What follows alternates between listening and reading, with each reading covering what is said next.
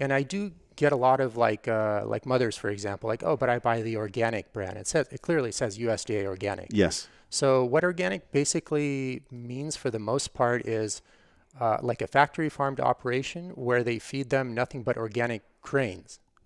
And that's like literally the only difference between just a factory farmed operation where on the other hand they would just feed them genetically modified corn and soy, which is bad for a myriad of reasons too. We can get into that also. Yes.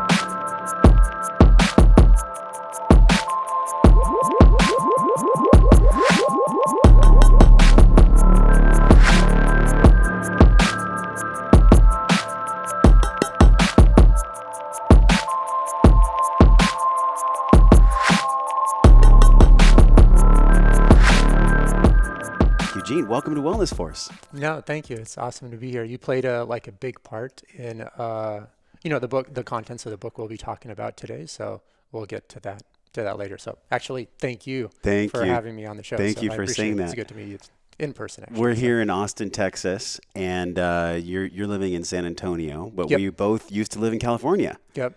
What was your journey to California? We're going to talk about all things factory farming, organics, and truth about nutrition, and just a deep dive into your work. But, for people that don't know you, give us a little backstory. Like, what was your road to California? You were actually born out of the United States, right? Yeah, I actually was born and raised on an off-grid biodynamic farm in Ukraine, and You don't hear that every day. yeah, and then for your listeners that don't know, it's like a big part of the reason for this book as well. Like biodynamic farming is probably like what they have a mental image of when they think of farming. When you tell them about the farming life, they see like huge open pastures, like many different animals, many different crops, like a small family living and self-sustaining themselves on that farm ecosystem.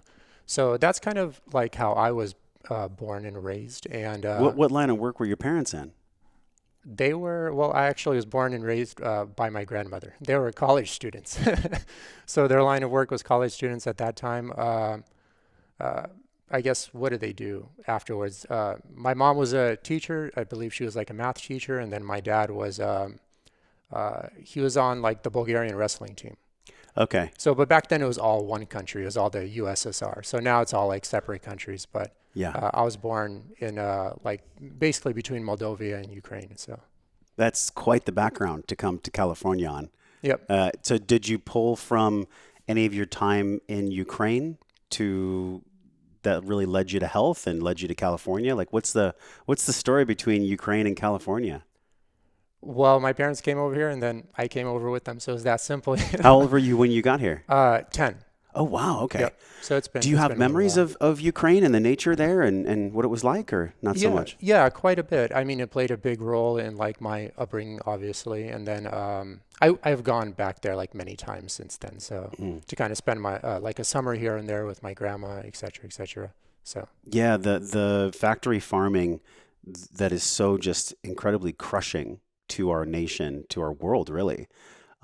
We've had so many guests on the show that have educated us on controlled animal feeding operations and the monocrops and just like the absolute, really just, let's be honest, raping and pillaging of Mother Earth. And I can't think of a better topic that's timeless to discuss with you than how we can actually heal ourselves and heal the planet. And this is not like kumbaya hippie around the fire, although I feel like the hippies got some things right, mhm. especially when it comes to like how we treat each other emotionally and how we treat our world with our actions. So did you remember a time in the journey when you got here where you were like, hey, I'm really interested in the biodynamic farming and I'm really passionate about human health? Like when did that start to come online for you? Yeah, so basically when I first came here and like I went to the supermarket for the first time in my life, It was a I Costco, right? You went to yeah, Costco. we went to Costco and like Ralph's, like Albertsons, all those stores you'll find at in Southern California area. And like the first time I walked into those stores, I just thought like everything there was produced on a biodynamic farm. You know, like those 50 eggs you see at Costco for like $1.50. I'm like, man, this is like why the US is like a powerhouse. You know, like, look, they can produce like 50 eggs on pasture with chickens fed a species specific diet for like $1.50. You know, like no one's going to be able to match that price and that quality of eggs. And I didn't know any different. I just thought everyone produced food the way we produced food on that off-grid farm. You know, like without synthetic biocides. All the animals got to roam outside all the time. I didn't even know like factory farming existed or anyone did these highly confined operations, et cetera, et cetera. And it was basically probably, I think like 4, maybe 5 years ago at this point, I ran into a guy you've had on your show like plenty of times. One of his videos on YouTube titled Nutrition, the Dirt Facts. Mm. And it was hosted by Paul Chek, obviously. So Yes, he's yes. huge into promoting, sustainable agriculture. Biodynamic farming is his preferred like preference. And he kind of gave an outline of, the stark differences between factory farming or chemical agriculture and then like biodynamic farming, more organic farming practices.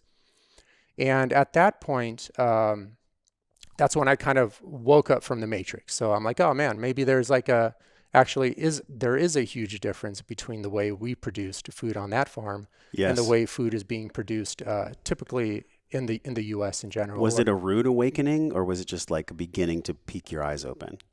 It was more honestly a beginning to peek my eyes open, Yeah. and that's where actually all the confusion began. Uh,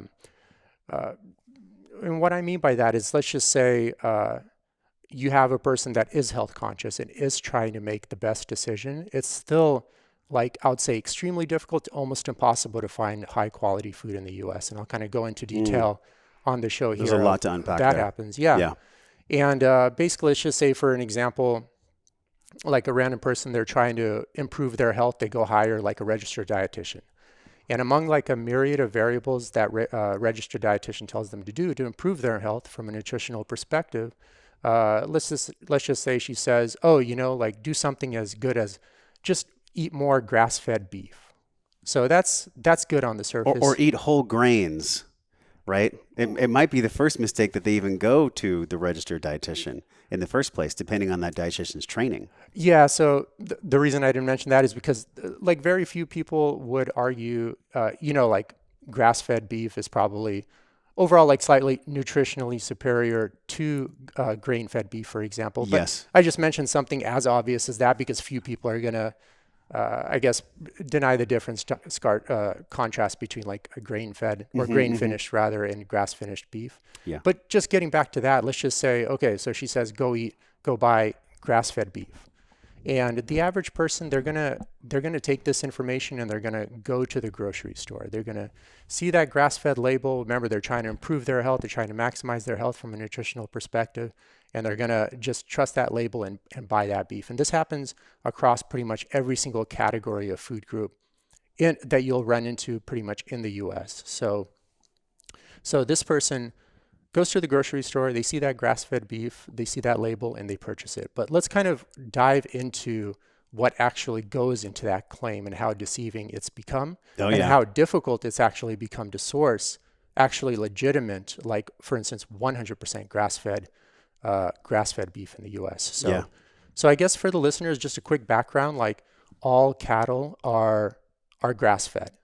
So all cattle spend about like 80% of their life on pasture, eating like forage and grass, which is their species specific diet. Even the CAFO Yeah, beef? so basically here's how it works. So they Yeah. spend 80% of their life out on pasture, eating a species specific diet. So they're a herbivore, so they're meant to be eating grass, for example.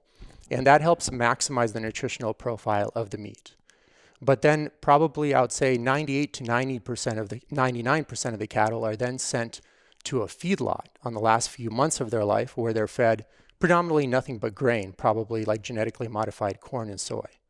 So once again, that label isn't lying to you. It is grass fed, but then they leave out the part where it's grain finished. Hmm. So once again, the person is trusting this label. They're thinking and of course the pictures always show like an open pasture, et cetera, et cetera. And they're trusting this label. They're buying the product, thinking they're buying a nutritionally superior product. But most of the time it's not. So Hmm. most of the time, once again, it's sent to a feedlot where they're fed heavy amounts of grain. This does change the nutritional profile of the meat, so it typically ruins the natural omega-3 to omega-6 ratio. Typically, omega-6 would be a lot higher than the omega-3 in the meat versus when it is finished on grain. And Why is that so important for people that don't know? Because I mean, we've discussed it, not too depth, not in too much depth, but what is the ratio that's really required for optimal health with the omega-3 and 6? yeah, so you typically want like a 1-to-1 or 2-to-1, like one omega-3 to one omega-6, for example. Got it. And in grain finished beef, you typically get like 1-to-10 or 1-to-8. So you get 8 or 10 Yeah. omega-6 for one omega-3. Where, for example, like the place I volunteered and learned about grass-fed beef production, 5 Bar Beef, they did a meat analysis on it. And there you'll typically find a ratio of like 1.7 to 2 omega-3 to 1 omega-6. So dramatically different ratio compared to the grain finished beef. Mm. So the reason for that, the reason for the importance of that is if your listeners look up the inflammation theory of disease, they'll see obviously that like 99% of disease arises from chronic inflammation, which happens from poor dietary choices, but on top of that, poor lifestyle choices, long hours of work, maybe even overtraining, for example, would cause a spike in inflammation as well. But it all adds up, you Also know? emotional, like, chronic fatigue or chronic stress, all these things. Yeah, There's like a myriad of things relationship that'll, issues, financial issues, et yeah, cetera, et cetera. But spiritual growth. yeah, but I would say predominantly the large portion of Americans are facing all of those issues. So obviously inflammation is through the roof. Yeah. And dietary choices play a big part in increasing that inflammation as well. You So you just rocked my world because I've explored so many things about the controlled animal feeding operations. I didn't know that all cattle were essentially started on grass. mhm. But since we're on this topic of beef, there's so many terms that are thrown around Yeah, in your book, yep. which we'll link in our show notes today. You go deep into this. But can you explore for us that we don't know the organic, the free range, the pastured, the all natural? There's so many things that confuse people when it comes to beef. I mean, I can't think of a more really argued about topic than beef. I mean, we had Rob Wolf on the show and he wrote Sacred Cow with hmm Diana Rogers and he really unpacked a lot of truth there. But what's been your research and what's been that path of learning for you when it comes to all these confusing terms around beef? Yeah, so that's just kind of scratching the surface, the grass-fed claim. So sometimes Yeah. a lot of people will be like, "Well, Eugene, don't worry about it because my beef it says grass-fed and grass-finished." But typically what a rancher could easily do, and remember, there's no on-site inspection for any grass-fed claims. So you simply fill out some paperwork, you say you're grass-fed, no one checks anything, and they just take your word for it. That's actually the level of auditing that goes on in the US beef market. Wow. So let's just say you have grass-fed and grass-finished beef on your label. Okay, so that's great. I could actually feed the cattle grass for about 8 months of their life, 8 to 10 months of their life, feed them grain for like 4 to 5 months to fatten them up quite a bit because it's a pound per pound industry, finish them on grass for about a week or so, and still label it grass-fed and grass-finished. And I'm actually not lying to you. It really is grass-fed and it is grass-finished, but I just kind of I didn't include that part where it's like grain fed in the middle, which happens very, very often. And obviously the general consumer is so far detached from the farming lifestyle, it's not even something on the radar for them to ask for. Most people just buy whatever beef is the cheapest. I mean, let's be honest. I don't know the percentages, maybe but I'm guessing it's the 90% of Americans that just buy the cheapest possible beef. No, that's true. And my book is more for people that actually want to make consciously better food choices. Hmm. But the whole point of the book is just to show them, like, even for the person that is consciously trying to make the best decisions, how difficult it's become. Because imagine, like, I even run into a lot of people in the holistic circles, that are actually trying to optimize their health physically Yeah. and mentally. And you still see them running into these mistakes like constantly. Once again, buying this product, trusting the label or trusting the claims in some sort, and then just buying those products for years and years on end, thinking they're getting the maximum nutritional profile in that food group when they're just like simply not. A Hmm. lot of times too, it's like sometimes you'll see 100% grass fed. Okay, like I could just, first of all, not even finish them on grass, just finish them on grain because once again, no one's going to check. And in a competitive market, uh, A lot of these ranchers, remember, they have international competition as well as local competition now, because actually 90% of the beef sold in the US is sold from overseas. I noticed that, and y'all check it in Trader Joe's. It's from like Australia and different companies where maybe there's one vat of 100% grass-fed organic beef, but it's from like 5 different countries. If you look on the back at Yeah, Trader Joe's. yeah, exactly. And yeah, and to make that confusing, sometimes it even says like product of the USA. Exactly. And it's so here's the thing with product of the USA label claims. I can buy carcasses from Mexico, import it into California, cut it up and process it into packaging here in California. Well, not here. Now we're in Texas, but Yeah, in yeah. California, and then that I can legally claim as product of the USA That's just because it's mind-blowing. processed actually in the USA. It didn't used to be this way, I think like 5 to 8 years ago, but then obviously these meat packers changed the laws, and now that's just how it is. So I'm dumbfounded because one thing I want to explore with you is the other animals, right? Like the eggs and the chicken and things like that. But since we're on beef, like it's so incredibly high in nutrients, the right kind of beef, the organic beef. But what does that even mean anymore? Organic beef, that's organic, free range. What are these terms? What's the real truth about these terms now? Yeah, that's actually a really good question. And I used to do like grocery store tours very often, teaching people about food production practices. And I do get a lot of like mothers, for example, like, oh, but I buy the organic brand. It clearly says USDA organic. Yes. So what organic basically means for the most part is like a factory farmed operation where they feed them nothing but organic grains.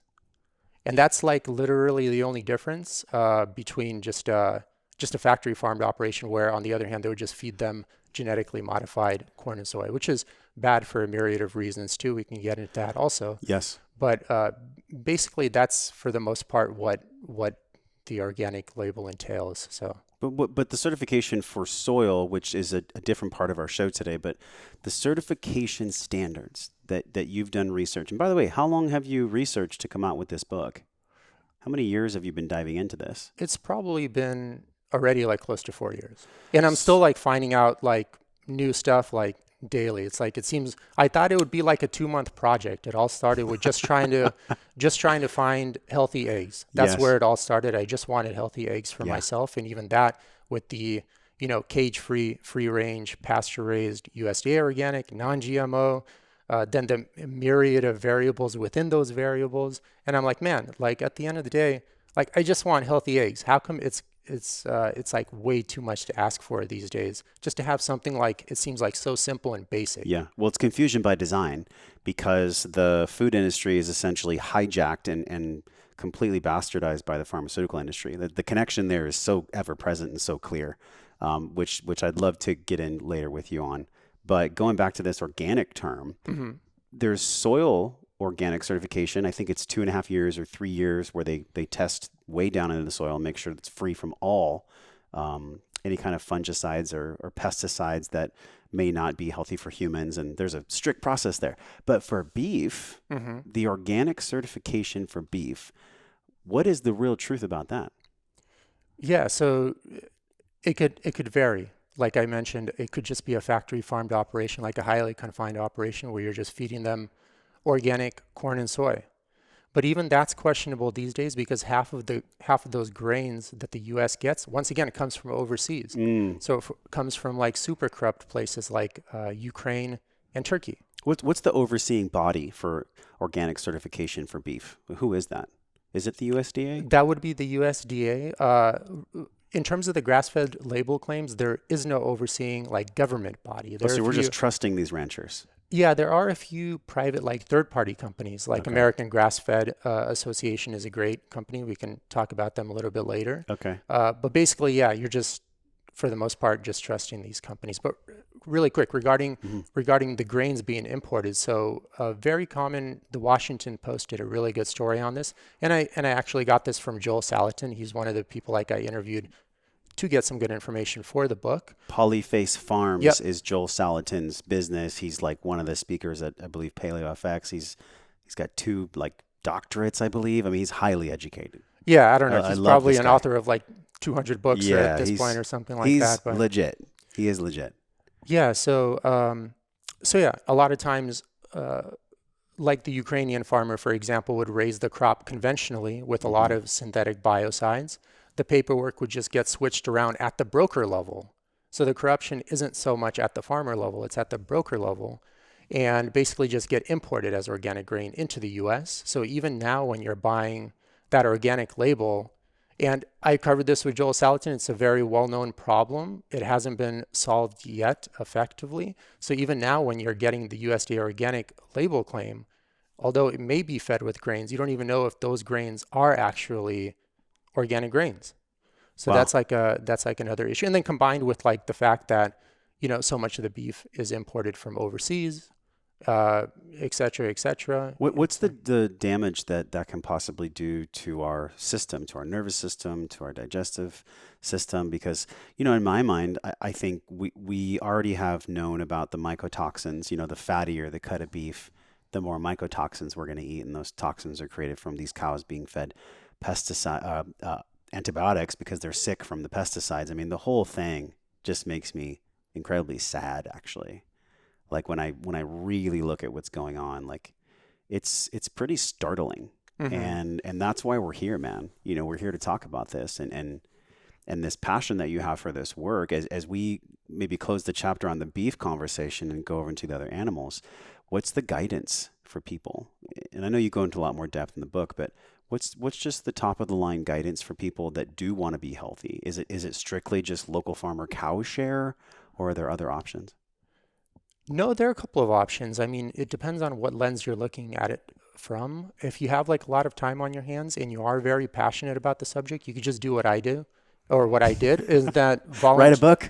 yeah, like, well, yeah, you don't have to write a book, but I went and Right, right. actually volunteered and worked on a lot of pasture raised operations to learn Wow. about those food production practices. So like happyhens.com, I learned about pasture raised egg operations there that don't use any corn and soy and they are certified organic.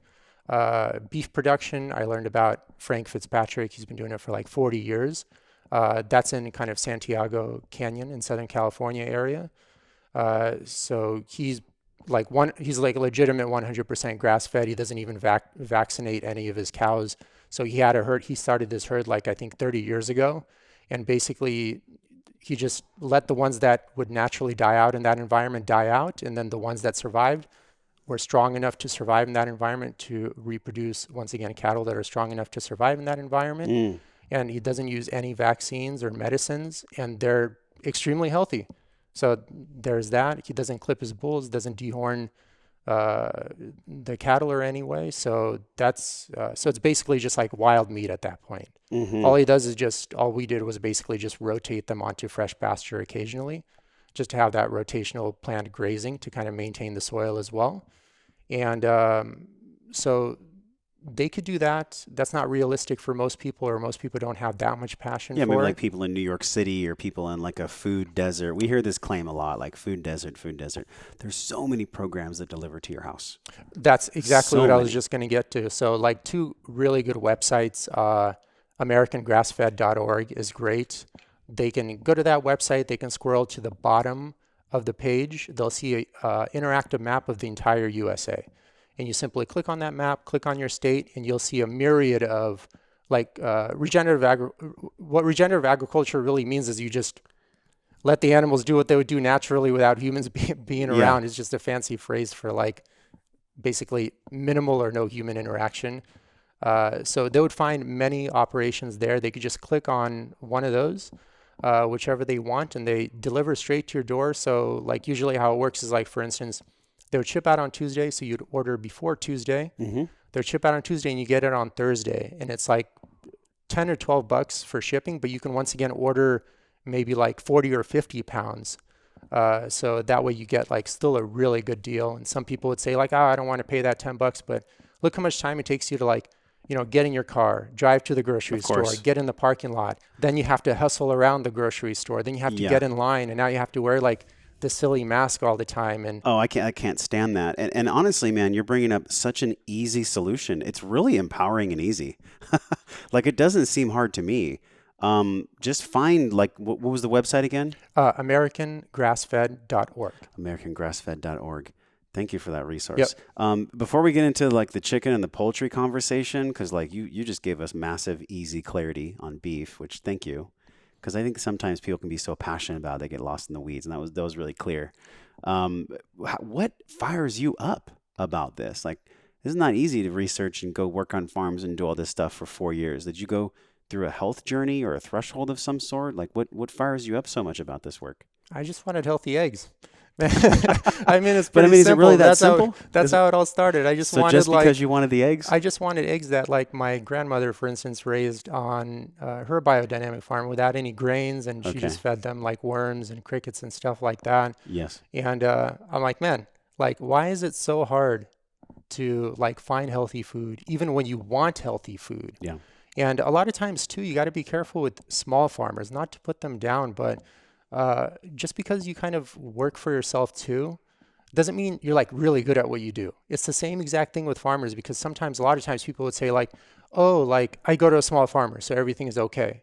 But really, is it like, let's say with chicken operations, like I could go to a small farmer, let's just say they have like an acre of land, they have 400 chickens, like broiler chickens for meat chickens, and they just basically have them on that land with maybe like a few small hen house, like a hen house here and there. Yeah. So if they're not like, for instance, rotating them onto fresh pasture daily, chickens, all they basically do is get up in the morning and then they eat all day and then go to sleep. They're like, as Joel Salatin would say, like the perfect worker. They don't party, they don't stay out late, they're very on schedule, they're on Yes. point.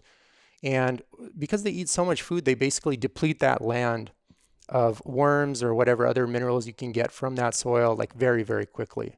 And when that happens, like, and you're not taking the hens to the food, you have to bring the food to the hens. That's how it always works, like if you don't do rotational grazing, you always have to bring the food to the animal. Yes. And 80% of the cost of an operation is feeding the animal. So what are you inclined to feed them? What's subsidized by the US taxpayer? Grains. So Yes. Primarily canola, wheat, soy, primarily corn, like corn, primarily corn and soy, for corn. Yeah. example. That gets the chickens to grow like very, very quickly, and it's very inexpensive because it's subsidized by the U.S. taxpayer. So a lot of these operations actually just feed them, like they would say, non-GMO corn and soy, but it's not organic corn and soy. Right. So now you run into the pesticide residue of whatever they happen to use to actually grow that corn and soy. And then on top of that, also the chicken's species-specific diet isn't vegetarian fed. That's another mislabeling claim. You go to the grocery store, you see vegetarian fed very often on a lot of meat labels, especially chicken, like chicken and turkey, for example. Yeah. But the thing is, with chicken and turkey, they're omnivores. They're not vegetarians. When it says vegetarian fed, what it really means is it's grain fed. So you run into all the same problems we just talked about in beef production. That's a huge point to pause on right there. Like we have chickens here at Ta and Cole's house, and thank you to Ta and Cole for letting us use your home for this podcast. And we fed some chickens early this morning worms. Mm-hmm. Chickens eat worms. They don't eat soy. Like they're not designed for that. And we try to fight nature and we try to commoditize all of our food and live way outside the healthy boundaries of nature. We end up having unintended consequences, man. And these unintended consequences, they're emotional, they're physical, they're really, in my mind, economic, which then turns into psychosomatic stress and all these different things. So yeah, when it comes to both beef and chicken, these terms can be so incredibly confusing. And I honestly want to speak to the heart of most people right now. Most people are so overwhelmed with their financial obligations and living a life maybe not connected to their dream, not connected to their purpose. They're literally just trying to get by. What could you say to them to make the right choices in that situation they're in? Because that's real, exactly what I mentioned. Yeah, so the price objection when you throw out the word organic, people instantly That's too think like expensive. super expensive. Yeah. But here's the real price difference. So I went to the best way to talk about this is from a couple of different vantage points just to get a thorough picture. Yeah. But I went to Sprouts Farmers Market. This is the trench level stuff that the average American will run into. So I went to Sprouts Farmers Market. For your listeners, it's like a higher end like organic Oh supermarket that yeah. has like half factory farm stuff, half organic stuff. They have a couple of options. Yep. But basically, for a 2,000 calorie factory farm diet, it ended up costing like $7.77 per day. In a 2,000 calorie supermarket level organic diet, it ended up costing $12.20 per day. So some people would automatically say, well, Eugene, there you go. It's almost a $5 difference. And there's your difference, and it's definitely more expensive. Hmm. But one, people that tend to shop organic also eat out way less. So that saves a lot of money to begin with. So we're really talking about $300 here. I mean, let's go brass tacks on it. Yeah, It's so about $300 more if you're really mindful yeah, I think the total price is I per got month. yeah, per month it's about $350 to shop all organic. So per year Okay. it's about like almost $4,000 basically, which people think is a lot. But let's go ahead and break down, the average American is spending about eight to $15,000 a year on non-essential expenses. So this includes like alcohol, Netflix. Going and clubbing and Yeah. masquerading as if your life is perfect when you're really just drinking to stuff down the weight. Yeah, That's exactly. a And big one that people aren't aware of. yeah, exactly. And then you know, those same people that would say like, oh, $300 for high quality food is too much Mm. per month, but maybe spending like 40 or $50 on alcohol per weekend going out with friends is not too expensive. Or, those, or, like a high-end smartphone that basically only an executive needs or a business owner really needs. That's not too expensive, Yeah, getting the brand new it's phone. $1,000 for an iPhone. Yeah, exactly. It's a That's thousand already dollars. that's already like 1/4 of your total food bill for high quality food per year. And then like the also in general, like the average American spends about like $5,000 to $7,000 a year on medical expenses that are that are direct result of just poor lifestyle and nutritional choices.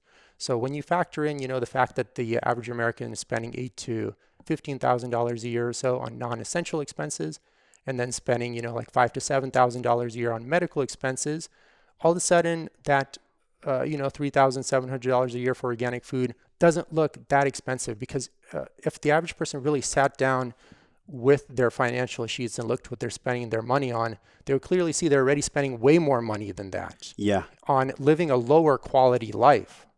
Because at the end of the day, like, what are those, non-essential expenses? Like, what value do they really add for your life long term, except that short term, like maybe happiness it could give you a little bit here and there, yeah. It's like what we talked about before we started recording when you got here, renting versus owning. Are you renting some kind of short-term happiness, perceived happiness, which is really going to compound with interest, with poor health and with broken finances later? Or are you going to take the ownership to make the right sacrifices to actually own something and put money into your pocket? Are Mm-hmm. you going to be like the master of your domain? Are you going to take full ownership of your dominion? And I think it's really confronting to people, Eugene. I think people feel super confronted when they're forced to really look at, oh my God, what am I spending on alcohol? What am I spending on these non-essential things that are actually disconnecting me from myself and my partner? And what are the easier decisions that I can make? And maybe they're not that easy sometimes, but like it starts with food and with breath and with sleep and water. I mean, if we're not doing those things, um, we're setting ourselves up for even more unintended consequences. I'm curious how you feel about that. Yeah, I'm totally in alignment with your idea there. In my opinion, um, like it doesn't matter like what your goal is in life, whether it's to be like a high-end computer programmer or like a podcaster or some business owner or even like the president or anything of that sort, Or a because great mother or a great father. yeah, just Either whatever. one. Like, how are you going to do any of that stuff with like lower back pain or mental depression or any of the other myriad of side effects of having like a poor diet and having poor lifestyle choices? Like how are you going to accomplish any of that stuff? It sets, your health, your mental and physical health sets the foundation to literally anything you want to accomplish. So if it sets the foundation, you have to have like a strong foundation. Because if you don't, then anything you kind of build on top of it will eventually crumble and not be able to be sustained. Mm. So it should be a high priority no matter what you're trying to do. It should be the number one priority. And then after you have that down, then you can kind of build a house on top of that foundation. Yeah, our whole So, country is built on sand, it feels like at times, because everybody's spending like 2x their means and they're eating all this food that's super cheap and they're not aware of like the interest that's banking up year after year. yep. And I love the way you explain that because there's a part of me that was so disconnected in my 20s, even when I was a personal trainer. And I know you have a large background in fitness as well. You know, there's Redline and adrenaline products and all these super unhealthy fitness products that give people like the short term, look at my six pack, look how awesome I am. But the long term and the longevity and the sustainability is really what we want. Like that's what this community is all about is how do we become intelligent? Intelligence is not like how quickly we can get to something or how many books we can read or even how many podcast episodes we can listen to. Intelligence is like, okay, I'm going to take a breath. I'm going to gather information from Eugene. I'm going to apply it. I'm going to test it. I'm going to track it. And then I'm going to embody it. And then it's a habit that sticks. And if you look at any behavioral science, there's always like the internal locus of control versus the external locus of control. What is it about the psyche specifically when we look at this way of eating? Like really just, it's not that complicated. It's like just hunting for the truth and eating real foods and true foods. What have you seen with working with clients? What mental hurdle do they go through when you start sharing this information with them? Honestly, at least with the clients I've had to deal with, I try to make it like everything like very, very simple and streamlined. So, and they already come wanting to change for the most part, like probably 99% of them want to change. So they just need the information. That's at least the kind of client base I work with. I don't see like much like, for instance, self-sabotaging behavior. They've already had like years of like pain or just I guess been overweight for too long and they're just ready to make the change and they They're just just need like, the tell me information. what to do. Yeah, and then I streamline the process. I tell them what to do, and Yeah. I mean it is like there are huge differences obviously when they change their diet with their health, and then obviously you have to do like lifestyle adjustments as well, and then get them at least moving according to their goals or whatever they're trying to do, et Yeah. cetera, et cetera. So. Yeah. So, but I mean, to go a little bit deeper, I mean, I understand what you're saying, but you're telling me you've never had a client that had mental struggles around behavior change? Oh yeah, I mean they're always there, but I would Y- say it's like a very small percentage of people that actually come to see me at least. So. Okay. Well, maybe there's other coaches out there that specialize in self-sabotage Yeah, and you can refer them out. Jator Pierre from WeHLC is a great Okay. resource for that. Yes. So yeah, there are other coaches that specialize in Well, that. So it's really cool, man, because food, and I heard this from Sean Stevenson, actually, who's a mentor. I've been following his work for like 7 years. He's probably one of the most intelligent nutrition professionals I've ever seen. And he talks about food being information. Like when I eat organic peach, the amylase and protease already is getting to know that food. It's going into my digestive tract. My hydrochloric acid is digesting the food. It's going into my GI. It's information for my body. So when we're eating as nature intended, and I want to like pause there because like that's really what we're talking about. We're just following the laws of nature. Just like if I were to pick up a ball and drop it, that's the law of gravity. Well, nature has her laws too, and we're totally ignoring her. And your work brings us back to the truth of like, okay, let's not ignore mother anymore. Let's like listen to our mom because she's really smart. We came from her. yeah, she's only been around for like She- 5 billion years. we came from You her. know. So can we honor her a little bit more? And so with this concept of food being information, if we're taking in the wrong information on a biochemical, biological level, what's starting to happen to our physiology if we're eating foods that aren't laid out in your book? Yeah, so objectively speaking, one way to look at it is since we're talking about predominantly animal confined operations, we could talk about like vegetables and fruits as well, because a lot of vegetarians probably listening to this podcast are like, well, I don't, that's why I don't eat meat because of all those things, See, you I know? told you, yeah. But they run Right, right. into a tremendous amount of problems too with fruits and vegetables. We can get into that Yes. later. But basically, like one objective way to look at it when you don't follow the laws of nature is, and I got introduced to this topic by the author of the Wildatarian Diet. I always seem to forget people's Daniel names. Vitalis?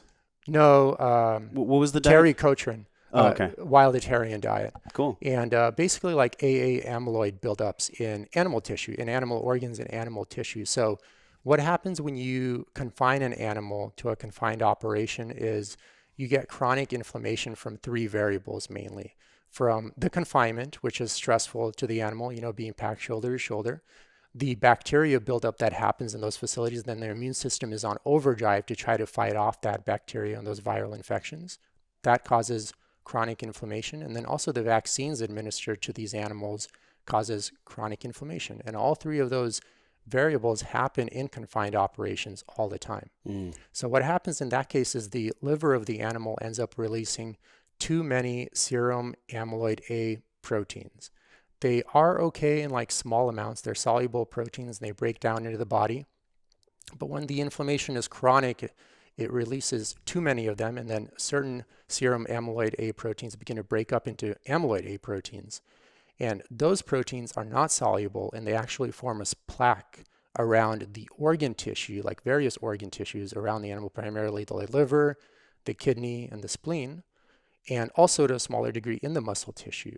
And I found like many rat feeding studies that rats fed contaminated meat or fed AA amyloids actually developed AA amyloidosis in their own body. And depending on whether it's specific to a specific organ, it's systemic, and it's usually systemic, it affects many organs.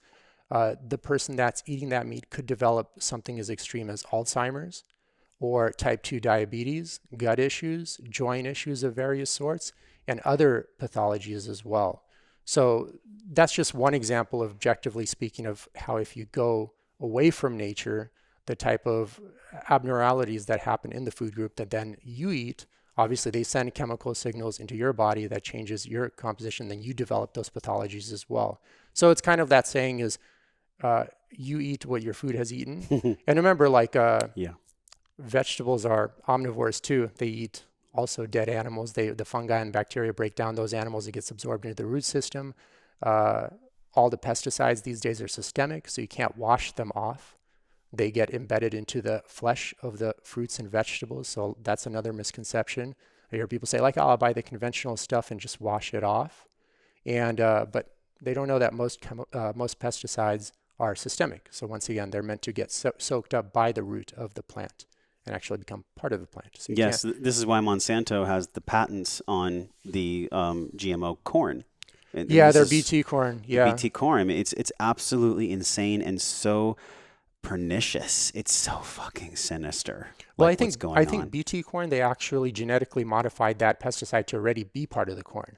But the pesticides they're using these days, you kind of spray onto the crop and it gets soaked up, or the soil, and it gets soaked up into the root system of the plant and becomes part of the plant. So one is done through transgenesis, but one is done just by chemical application on the crop itself. And a lot of times people are like, well, the government knows best and they wouldn't release these dangerous chemicals into the agricultural system if it really did affect my health. But the way that testing works in the US is that to get a chemical compound approved for use in agriculture, in the food that you're going to be eating, for example, all the chemical company has to do is just test the active ingredient in the entire chemical in isolation on its own. The complete formulation is never actually tested for safety. So a typical formulation has active ingredients, which is the main thing, like glyphosate is very popular these days. It's been on the news a lot. And then there are a bunch of inert or inactive ingredients.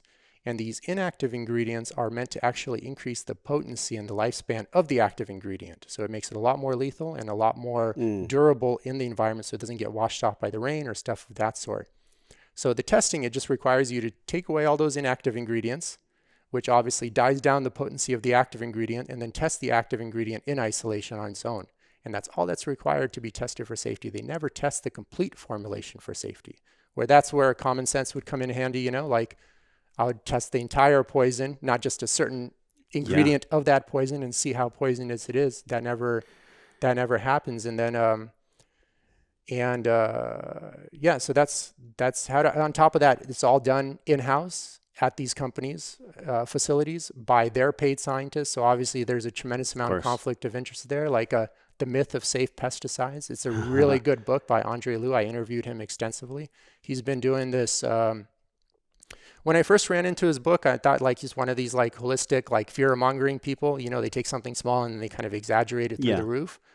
But I looked at it myself. I spent like months researching it. And also where I lived, the FDA headquarters was actually right across the street.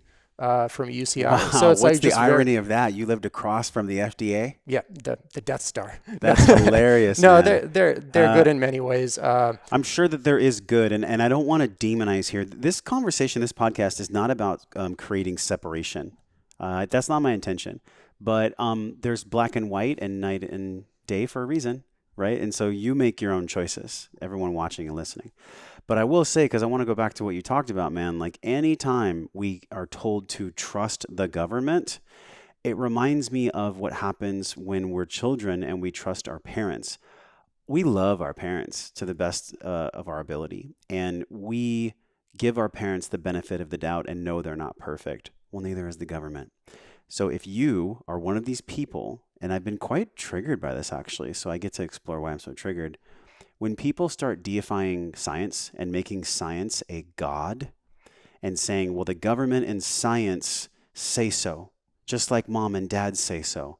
Why don't you open up your intellect and your heart to know that the government isn't perfect just like your parents weren't? mhm. And I think that's a big part of this conversation is like, if we're ever going to blindly trust anything, at least trust ourselves to make a decision based on taking calculated information, just like you've done, and then putting it into practice. What are your thoughts about the emotional aspect of this whole understanding of farming food and chemicals and what journey has that looked like for you? Was there ever a time where you were like, yeah, the organic stuff doesn't really matter and, you know, my government knows best? Or has that just like never been in your psyche? No, I didn't even think twice about it, honestly, until I ran into that video that Paul Chek did, Nutrition, the Dirt Facts. I was literally just buying the cheap. I never like really ate fast food. I was never like a fast food kind of guy, but I just bought like the cheapest stuff you would buy at Costco, for example, you know, just because I didn't even know there was a difference. I figured I'm still continuing to live after I ate it one time. That means not too much can go wrong, Yeah. you know? So, yeah, I think it's just one of those subjects that goes under the radar of like 99.9% of people. It's not even something they think twice about because organic food, factory farm food, it kind of like visually looks all the same. Although honestly, you can kind of tell the difference if you know like what to look for. But pretty much like even sometimes biodynamic fruit or vegetables look even worse than the factory farm or hydroponic stuff. Yeah, they're They're like all imperfect. deformed and weird looking. While hydroponics, it's always like uniform, perfect, same size all the time. Yeah. Hydroponics is one of those other things for your vegetarian listeners. The U.S. is the only country in the U.S. that allows hydroponics to be certified as USDA organic. I'm sorry, the only country in the world. In the world. Okay. Yeah, obviously Cool. the only country I in was the like, U.S. yeah. Not much place to go if you're the only country, you know. Yes, yes, So yeah, they're the only country that allows hydroponics to be certified as organic. So predominantly, a lot of the, most likely a lot of the lettuce, the tomatoes, the blue peppers, or the blueberries, the bell peppers you're buying at the grocery store, even if it's organic, it most likely comes from like a hydroponics facility. In my opinion, if it says, I don't want anyone from Driscoll's contacting me, so this is just my opinion. Mm, If it says Driscoll's, it's like most definitely hydroponics. okay. Yeah, and you see Driscoll's like everywhere, including Whole Foods, for example. It's everywhere. Yeah. Yeah, another huge problem with especially crop production is the amount of genetic selection that has happened over the hundreds and hundreds of years. So, for example, the carrot started as a root in Afghanistan. Then, over hundreds of years, it made its way to India, where it became purple. Then, hundreds of years later, it made its way to China, where it's become red. Then, hundreds of years later, it made its way to Turkey, where it became white. Then, Wow. hundreds of years later, it made its way, I believe, to like Netherlands, where it became orange. So the average person thinks carrots do look like oranges, or do look orange, for Orange, yeah. example, but really they're kind of like purple or like a white, like grayish root from Afghanistan. That's actually how the orange is supposed to look. And throughout all of those hundreds of years of genetic selection, what happened? What happened is the anthocyanins, which is like a very potent anti-inflammatory micronutrient, like for example, in a purple carrot, you get like about 900% more anthocyanins than you do in an orange carrot. And what does that do to the body? Yeah, anthocyanin is basically an antioxidant that acts as an anti-inflammatory. So Oh, I remember Dr. William Lee was talking about this, and a lot of that is found in the tops of the carrot as well. Besides just the multicolored carrots that you're talking about, the beneficial nutrients are found in the actual stalk and the top of the carrot too. Have you seen that as well in your research? from my understanding, it just the high levels of anthocyanins comes from like purple or like bluish kind of fruit Okay. and vegetables, stuff of that sort. So Yes, because this you can go into the ultimate rabbit hole, and I'm sure you have researching all of these things. I want to go back to because we got into vegetables a little bit, but we didn't close the loop on the poultry and the eggs and the chicken. mm-hmm. The same kind of simplistic guidance you gave us for beef with that amazing resource, and can you give us that same guidance for poultry and for eggs as well? Yeah, poultry, it's even more deceptive than the beef one. So, for example, here's the level of trickery, like we mentioned with the vegetarian fed label. Yeah, Obviously, chickens are omnivores, they're not vegetarians. So, when you see, like, for example, let's just say the best you're going to get at the supermarket is like free range organic chicken. And that looks like very, very good on the surface, very solid.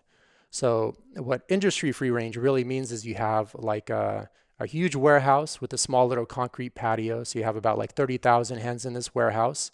30,000. Yeah, or even more. Some operations are even bigger. Some operations are a little bit smaller. They're indoors. Probably 99% of them never even go outside. If you go to any of these operations, you'll see that maybe like 50 or 60 of these hens are outside on these concrete, like smoke pit kind of areas. And then the rest of them are stuck inside because the production cycle for especially like meat chickens is like 8 to 12 weeks, maybe 15 weeks. So they're always like very, very young. And these openings that they have in the sheds, they're kind of like there's light coming in, it's like very bright. They're obviously like very scared of that light. So they predominantly stay inside. So because of that high confinement, and in a free range operation, the typical square footage you get is like about 1.5 to 2 square foot per hen. That's industry free range. Hmm. So because of that confinement, you run into that amyloid buildup, for example, more so in egg laying hens versus meat chickens. Yeah. But you still run into that issue there as well. Once again, you're not taking the hens to the food. You have to bring the food to the hens. What's most economical? Corn and soy. So they're bringing that in, even if it's organic. We talked about, is it really organic if it's coming for Yeah. 50% from overseas? Yeah. Regardless, if it is legit organic, it's not a species specific diet for the hen.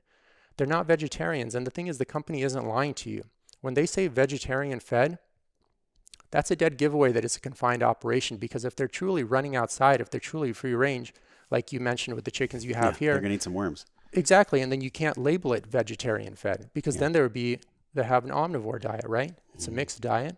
So you can see it's like they're telling you the truth, but they're saying it in such a way because, with all these Netflix documentaries, the average American thinks like the vegetarian is like the epitome of health. Sure. Sure. And you'll probably find some very healthy vegetarians and many unhealthy vegetarians, just like in any, carnivore community, you find the same thing, some healthy people, many unhealthy, et cetera, et cetera.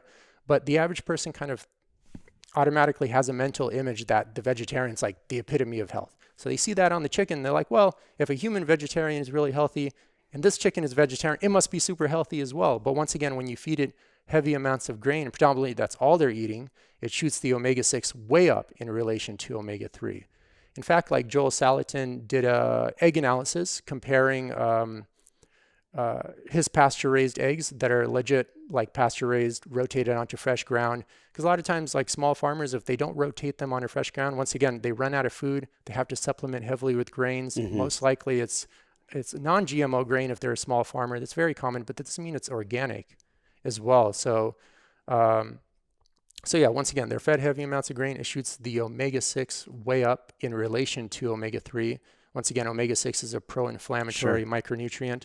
The linoleic acid, I always have trouble pronouncing these words. So Linoleic. yeah, there you go, man. Say that 3 times Yeah, fast. I just go La. So the La Yeah. is found in the seed of the grain. As Yeah. it's eaten, it's converted into arachidonic acid in the flesh of the animal, and that's like a potent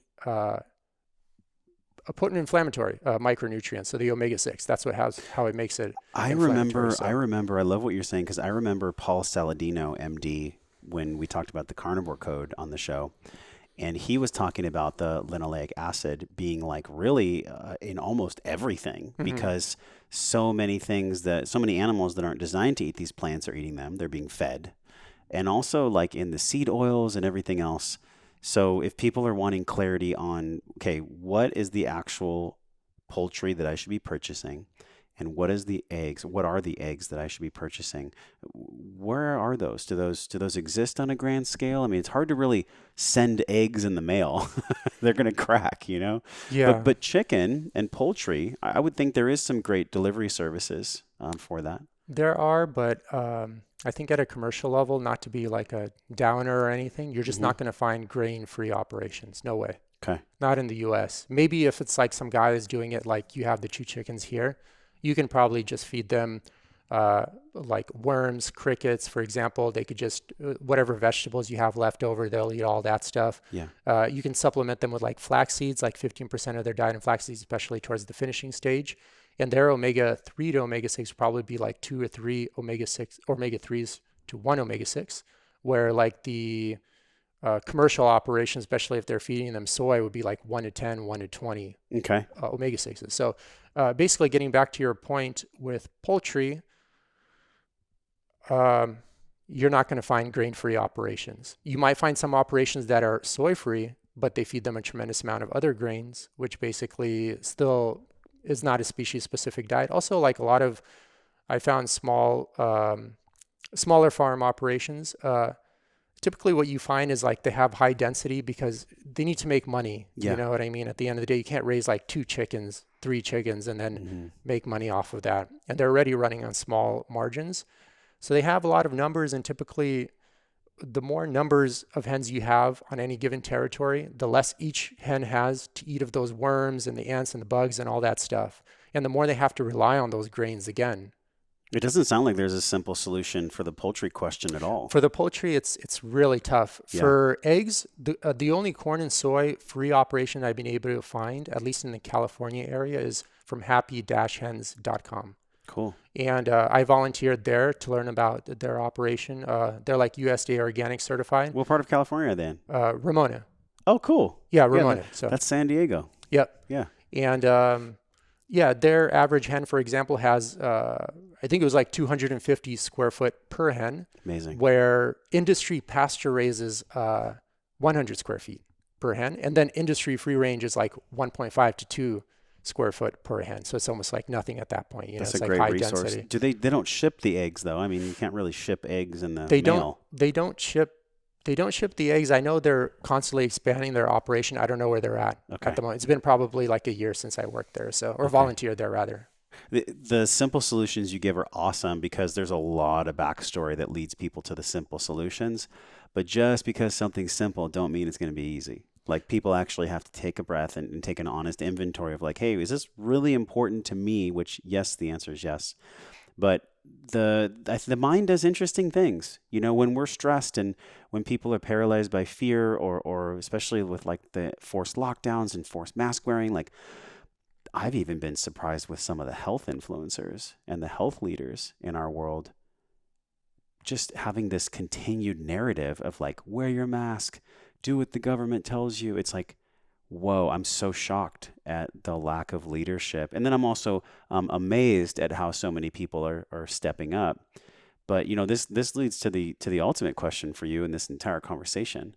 And that is like for parents and for people that actually want to live a life well so they can teach children and pass on, how important is this way of eating close to nature, close to the land? I mean, it seems so obvious, but share with us your perspective on that, you know, for parents specifically. Yeah, so there are a myriad of variables that go into optimizing your mental and physical health. Obviously, nutrition isn't the only variable you should be focusing on, Yes. but I feel it is like one of the main pillars to optimize your like mental and physical health. And we kind of talked about, like it doesn't matter what you want to do in life. Mental and physical health sets the foundation to accomplish any of those things. Like what are you going to do with chronic fatigue, mental depression, et cetera, et cetera. So I would say it's one of the biggest things, especially when you're dealing with kids. They don't have like, that body mass to absorb all those chemicals or that high metabolism to process those chemicals out.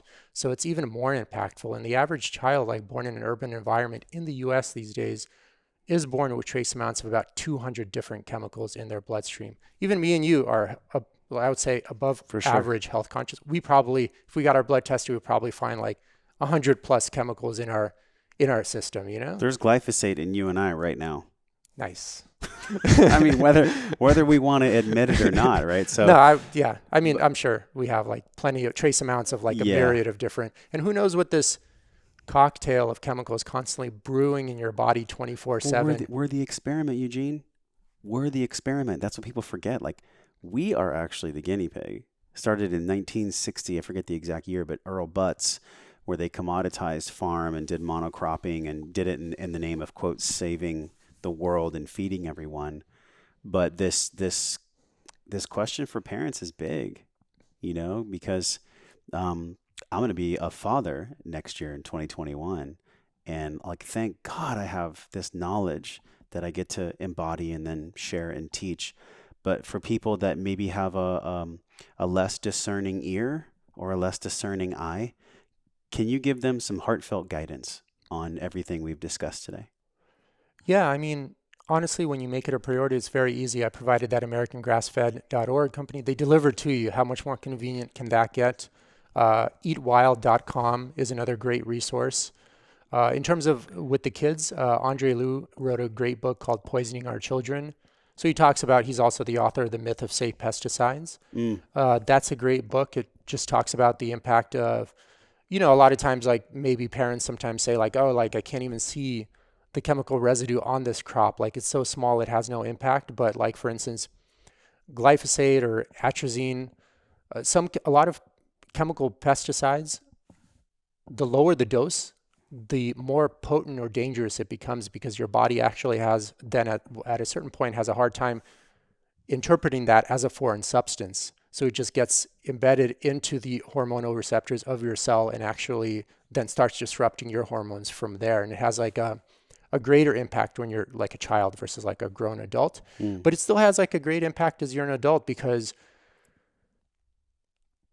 I mean, go walk outside like anywhere in America these days, like literally anywhere in America these days. And like 9 out of 10 people you run into are full of obesity and disease, like full of mental and physical pain. Yes. So clearly there's something that's not working, you know? And once again, like I mentioned, there's a myriad of variables that go into being physically and mentally healthy, but nutrition is one of the main pillars. Yeah. And people tend to be attracted to your work because they want to be healthy. They want to optimize their health. And you work across the world with people, yes? You do a lot of Zoom calls and online coaching. What does that look like for you right now? And then what do you see that unfolding to in the future? Like, what's your dream on that? I love remote work. Some people are like, oh man, I don't like being held up in the house, or I like going to work, etc., like being there in person, Yeah. etc., etc. I actually enjoy it. I have my at-home gym. I built it out. I wake up in the morning. I do like a solid like hour and a half workout. I have this like 20-minute meditation practice thing. I do some stretching. I have like an at-home garden that produces about like 85 to 100 pounds of vegetables per year. That's like fresh off the ground. And then I just do my work. I love like studying. I'm an avid reader. I love to read and take random courses, probably like you as well. Yes. And so I hang out with my girlfriend that's here in the background as well. I love it. So I love what I love it's about pretty you the simple. most, man, and what's hit me the most in our conversation today is just your humility. You're a very humble yet hungry man. And there's no right or wrong answer to this either, because I ask a lot of people that come on the show that are really like ambitious people. They want to achieve either like financial or social impact or some way that they're really like changing the outcome of our world. If you could wave a magic wand, let's say you had all the emotional, financial power to just wave a magic wand and change the way that people eat animals and vegetables and the way that the food runs in our country with a deep breath, like share what that would look like, magic wand it for us. Hmm. I know you would ask deep questions. So I don't know. I'm going to try to answer this one the best I can. But I think the best thing is simple, and that's just to get people to live closer to their core values. I think if just that happened alone, that would probably end a lot of misery and suffering just right there. It's not going to solve every problem, obviously, but Yeah. uh, because, well, regarding you asked me this a little bit later or a little bit earlier. You're like, oh, do you run into people with self-sabotaging behavior? So regarding the topic of nutrition, let's Yeah. just say something with like weight gain. There's a great product on this that Paul Chek did, the 1, 2, 3, 4 overcoming obesity and disease. And basically the model is like very simple, and this is like my interpretation of it, is let's say, fat gain. It's like a symptom. It's not a cause. It's like not a standalone cause. It's a symptom It's a of, clue, yeah. yeah, it's a symptom of, what do you got? You got poor lifestyle and nutrition choices. And then poor lifestyle and nutrition choices, like what's that a symptom of? It's like a mindset that doesn't facilitate like health conscious choices. And what's that a mindset? So that typically trickles down to 3 main variables, with a 4th one that I included as well. One, you have some kind of like love-hate relationship present in the person's life. So typical one is like, I've been married for 10 years. I love this person initially, but, gone our separate ways or whatever. And I just don't like this person, but I'm staying with them because of like loyalty reasons, religious reasons, social pressure, Yeah. kids, whatever. And this creates kind of like an insidious stress on the body, because you're kind of always being fake in a way. You come home from a day of work and then you have to kind of pretend to like this person, et cetera, et cetera.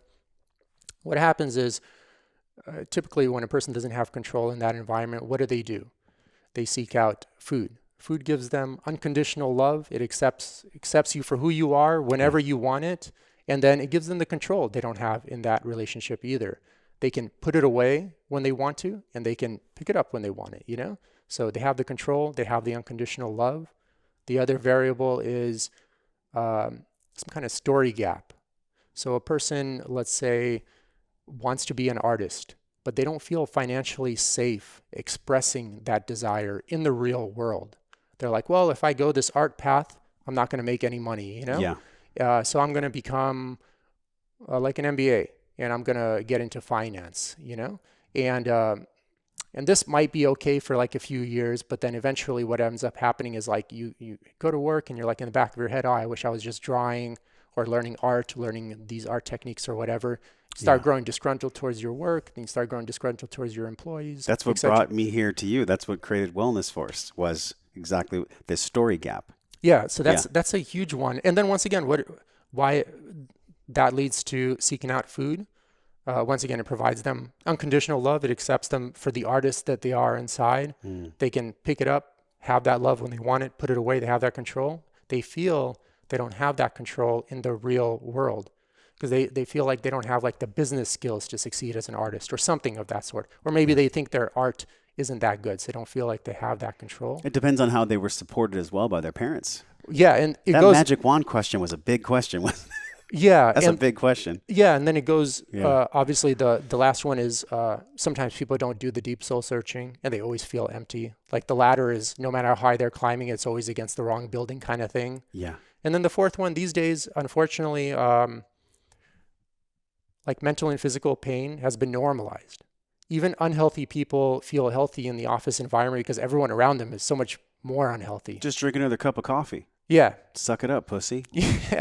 Yeah. That's one. That's the kind one of narrative kind of, that crushes people. Yeah, that's one kind of behavior like I really don't like about the corporate world.